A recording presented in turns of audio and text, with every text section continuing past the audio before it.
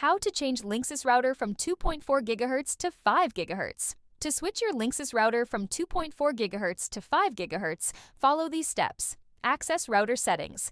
Open a web browser and enter http://192.168.1.1 or http://linksys.smartwifi.com to access the router's web interface. Log in. Enter your router's username and password. If you haven't changed them, the default credentials are often admin for both fields. Navigate to Wi-Fi settings. Click on the Configuration tab, then select Wi-Fi to access wireless settings. Enable 5 GHz band.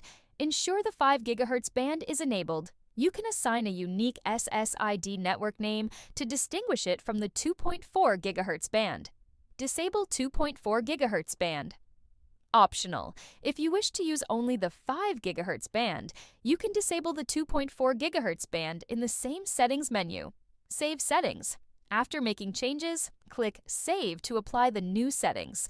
Your router may reboot to finalize the configuration. Reconnect devices. On your devices, search for available Wi-Fi networks and connect to the 5 GHz SSID you set earlier. That's it. Thanks for watching.